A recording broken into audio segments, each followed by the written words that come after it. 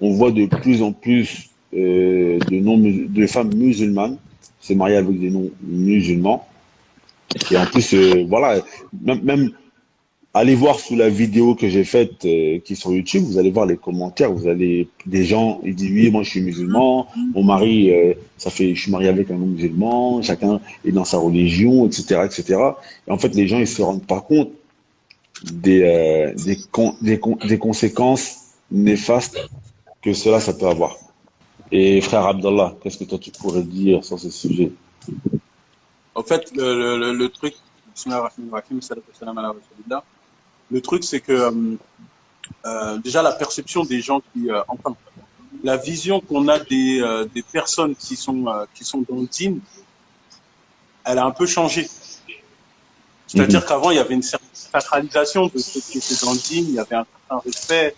Moi, je me souviens quand j'étais jeune, on voyait des frères, on voyait des sœurs, il y avait une certaine, tu sais, il y avait un respect, une certaine admiration. Ouais, c'est vrai. Maintenant, tu vas voir que ça a changé. Alors, c'est dû aussi, et il faut l'admettre, c'est dû aussi au manque de sérieux de ceux qui ont porté justement je dirais entre guillemets, cet étendard. Mais il y a des personnes qui ils ont plus. Maintenant, on n'a plus trop la vision de un frère. On va plus le voir comme on le voyait auparavant. On va plus voir une sœur comme on la voyait auparavant. Et finalement, après, à partir de cette brèche qui est ouverte, ben alors il y a beaucoup de propagande, que ce soit chez les non-musulmans, chez les koufars, chez les ennemis de l'islam, comme chez les gens de notre communauté avec des maladies du cœur, qui ont profité pour pouvoir faire rentrer beaucoup de choses néfastes. Ouais, mais voilà, on vous dit ça, mais en vérité, c'est pas comme si, c'est pas comme ça. Avant, tu vois, même si les personnes, par exemple, avec l'orthodoxie, ils avaient du mal à pratiquer certaines choses qui étaient, qui étaient dans l'islam, au moins, ils avaient cette pensée de dire, j'y arrive pas. Tu vois, les frères, ils sont machallah, les sœurs, elles sont machallah, mais moi, j'ai du mal. Il y avait cette perception de, ça, c'est le chemin à prendre. Maintenant, c'est plutôt, oui, ça, c'est la comédie, vous avez caché des choses, et c'est faux, et c'est pas totalement vrai. Et c'est ça qui rend la chose plus difficile. Parce qu'il y a des personnes qui se présentent eux-mêmes comme étant des personnes qui sont dans le dîn, hein, je dis entre guillemets, hein, avec le mouvement réformiste et toutes ces choses-là, et qui disent, ouais, nous, on peut vous ramener que oui, en vérité, on vous dit ça, mais c'est faux. Moi, j'ai déjà débattu avec quelqu'un qui me disait comme ça qu'une femme musulmane peut se marier avec un non-musulman. Et on a commencé à débattre comme ça 1 heure. C'est un musulman? Oui, ouais, musulman. Je veux pas avec la part. Mais voilà, tu vois. Mais voilà. Et il vient, il me disait, ouais, non. Et après, j'ai commencé à débattre avec lui. Il a commencé à vouloir me ramener des chouettes. Je suis rentré avec lui, vraiment, dans beaucoup de points. Mais ça veut dire, il a ramené si tu veux, il a ficelé ses chouettes. Il les a vraiment ficelés. Il les a ficelés. Moi, je suis arrivé, je lui ai dit, vas-y, assis-toi, maintenant, on va discuter. On a bien discuté. Jusqu'à après, vas-y, il a compris. Mais maintenant, si toi, tu vas avec les gens, peut-être quelqu'un qui n'est pas averti. Pour lui, quelqu'un dans sa tête, tu sais, là, il y a des sujets que pour nous, avant, c'était dit, on n'a pas besoin de discuter sur ça. Mais maintenant, on a besoin même de débattre sur ça. Voilà. Tu vois, quand on parle sur le fait qu'une musulmane ne peut pas se marier avec un kafir, maintenant, on a besoin de débattre sur ça. Sur le voile, est-ce qu'il est obligatoire? On a besoin de débattre sur ça. Avant, on n'avait même pas besoin de débattre. C'est-à-dire, les gens ils vont dire, oui, j'y arrive pas, je sais que c'est wajib, mais j'arrive pas. Mais là, maintenant, on a besoin de débattre. Ouais. Est-ce que tu vois? Et donc, après, à partir de ce moment-là, quelqu'un qui a vécu dans une société où le narcissisme, il a son apogée, où on fait l'appel à l'amour, frère, depuis tout petit, on entend des séries bizarres, l'amour plus fort que tout, des chansons bizarres avec des paroles, l'amour au-dessus de la religion, au-dessus de tout. Bah, frère, ça va être compliqué. Tu vois ce que je veux dire? Donc, à côté, effectivement, nous, les gens qui se disent tolèbes, ils doivent ramener avec des arguments percutants. Et en plus, j'ai l'impression aussi, c'est en fait les exemples que l'on nous met au devant de la scène. Par exemple, tu sais, les gens comme Medine ou les Absatoussi, et puis elle est mariée avec tu vois, elle se dit musulmane. Elle dit ouais, mon père il est grave dans la religion, et puis bah, elle est mariée avec un non musulman. J'ai l'impression qu'en fait les gens prennent ces personnes en exemple et se disent en vérité, voilà, c'est possible que je garde ma religion et puis je sois marié avec un non-musulman. Et Parce que l'identité musulmane, mhm, maintenant, avant, c'était un petit peu quand même faussement défini. C'est-à-dire, il y avait mhm, une part de vrai, mais c'était faussement défini. C'est que il y avait on mettait beaucoup l'accent sur l'apparent. On mettait vraiment beaucoup l'accent sur l'apparent, même si ça fait partie intégrante du film. Tu vois, l'apparent n'est que le reflet de ce que toi tu as intérieurement. Tu mhm. vois. Mais peut-être on a fait aussi, il y a beaucoup de gens ont fait des erreurs qui fait que on n'a pas montré cette chose-là comme ceci et les gens peut-être ça a été présenté plutôt comme une belle couverture avant le contenu. Et les gens ils ont joué sur ça. Tu vois, les gens ils ont joué sur ça et maintenant l'identité musulmane, c'est-à-dire d'avoir une identité musulmane, de s'assumer en tant que musulman, c'est-à-dire par sa pensée, sa perception de voir, sa distinction du bien et du mal. Elle est elle est très difficile à percevoir maintenant. Celui Ouais. qui n'est pas accroché, c'est dur.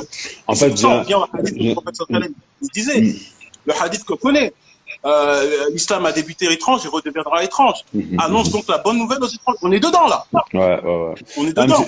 c'est surtout, en fait, je pense que ces personnes qui nous ont mis au devant de la scène, là, comme les Afsatoussi, etc., en fait, c'est aujourd'hui la da'wa qui est prêchée dans la sphère, dans les médias en France pour les musulmans, c'est tu peux être musulman et faire ce que tu veux.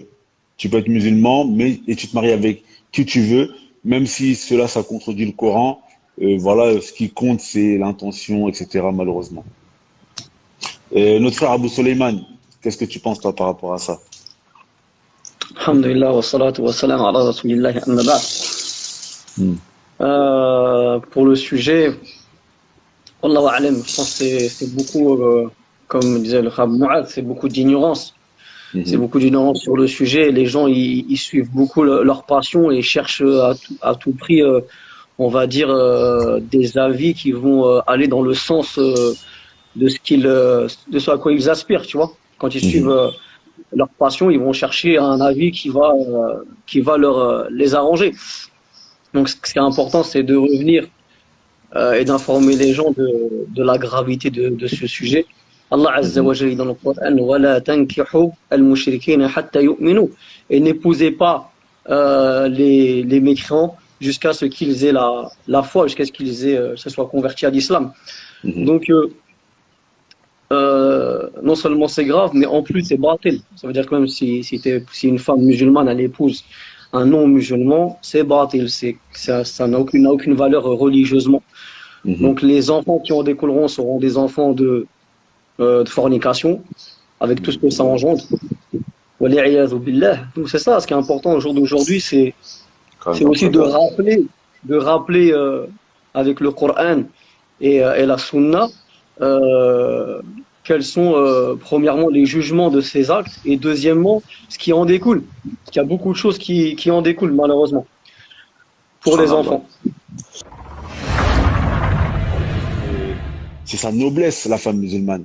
C'est-à-dire que l'homme musulman, il peut se marier avec une non-musulmane, avec une juive ou une chrétienne. Bien sûr, il y a des conditions. C'est important de retourner vers le tafsir des ayats et tout ça. C'est pas on prend le Mhm. Coran, on lit un verset et on commence à vouloir l'appliquer. Mhm. Parce que parmi les sahaba, il y en a, ils voyaient l'interdiction. C'est-à-dire, Exactement. Barakallahu fik. Et d'autres, ils voyaient quoi? Ils faisaient le tafsil. Ils disaient que si tu es dans un pays musulman et que tu épouses une Ahl al-Kitab et qu'elle vit parmi les musulmans et que Là, il y donc a le fait qu'elle Dieu. soit parmi les autres, ça peut la ramener à la guider, c'est permis. Par Bah contre, si ouais, tu es dans un parmi. C'est pays ça. de non-musulmans Mhm. et que là, tu vas te marier et que tu vis parmi les non-musulmans, là, c'est pas permis. Exactement. Donc Ça, déjà, c'est Abdallah ibn Abbas. Il a été questionné sur ça. J'ai fait une vidéo dessus. Abdallah ibn Abbas, lui, il voyait que dans un pays non musulman, là, il y a Djouz. Abdallah ibn Omar, lui, il voyait que se marier avec une chrétienne, c'était là, il y a Djouz dans un pays musulman, dans un pays non musulman, parce qu'Abdallah ibn Omar, il disait, je connais pas un acte de shirk qui soit pire que le fait qu'une personne puisse dire, mon Seigneur, c'est Jésus. Donc Abdallah ibn Omar, lui, il voyait la totale interdiction. Subhanallah. Mais bon, les frères, en vérité, il faut qu'ils pensent à leurs enfants, faut qu'ils, ça c'est, tu vois, c'est des trucs à Ouais, délaisser, les trucs comme ça, tu vois. C'est permis, on peut pas interdire ce qu'Allah il a autorisé, mais Aujourd'hui, c'est la maslaha de se marier avec une juive ou une chrétienne. Avant, c'était pour qu'elle se convertisse à l'islam. Aujourd'hui, c'est elle qui va te convertir à sa religion tellement on est faible. C'est dans le verset, excusez-moi d'intervenir, mais il faut qu'elle soit afifa. En plus, Elle est afifa déjà. Et ça, c'est bien spécifique dans en plus, il faut qu'elle soit chaste. En plus, il faut qu'elle soit chaste. Et ça, c'est ce que je connais, c'est les nonnes. Hein. Et les nonnes, elles ne peuvent pas se marier. Donc, ça y est, c'est une tahal. Exactement.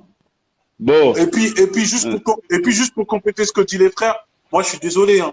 Tu es chez toi. Bon, déjà, on est là, on sort, on est dans des pays non musulmans. Tu es chez toi, tu vois le couvre partout. Mais tu rentres encore dans ta maison, il y a le couvre dans ta maison. Moi, je sais pas comment ton humain il va accepter ça, tu vois. C'est exactement ça. Moi, je suis désolé. Tu sors, déjà, tu as mal à la tête. Tu rentres chez toi, il y a encore du coup avec la personne avec qui tu vas dormir. Mais non, c'est pas là. Et le pire dans ça, c'est que tu rentres dans une situation que peut-être Allah, il peut reprendre ton âme. Et cette même chrétienne-là, elle peut ramener tes enfants à l'église, ça devient des koufars. Mais toi, comment tu peux supporter contre ça? Exactement. Moi, en tout cas, moi, j'aurais deux. Qu'Allah nous préserve de ces choses-là. Bon.